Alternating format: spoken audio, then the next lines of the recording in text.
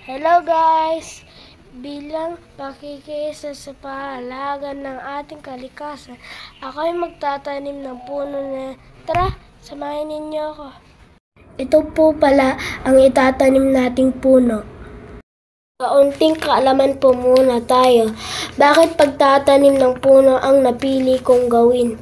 Dahil mahalaga ang pagtatanim ng mga punong kahoy sapagkat ang mga ito ay tumutulong sa paglilinis ng hangin na ating nilalanghap, tumutulong sa pagsasala ng tubig na ating iniinom at nagpoprotekta sa atin sa mga masamang epekto dulot ng pagbabago ng klima. Ang mga puno ay mahalaga din upang maiwasan ang matinding pagbaha at pagguho ng lupa. Nakatutulong din ito upang maibsan ang matinding init sa ating kapaligiran. Isipin natin ang lugar na walang puno. Ano po ang posibleng mangyari kung walang mga puno? Magkakaroon ba ng mga puno kapag hindi tayo magtatanim? Bakit nagkakaroon tayo ng pagbabago sa klima ngayon?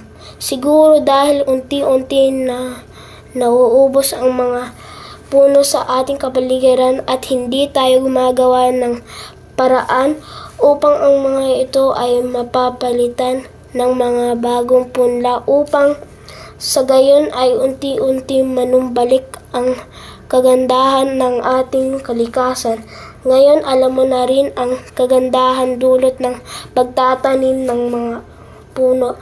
Ikaw, ako, lahat tayo ay may tungkulin upang simulan ang pangalaga sa ating kalikasan. Ating ipagpatuloy ang pagtatanim ng mga puno.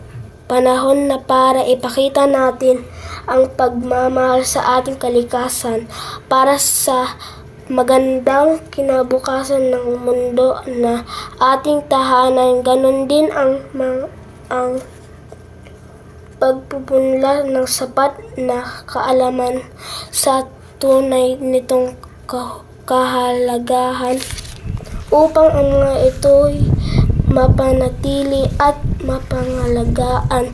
Ang mga puno ay katulad din ng mga tao na nilikha na may kapal, may silbi, may halaga at may pakinabang. Kaya dapat din natin itong mahalin at pangalagaan.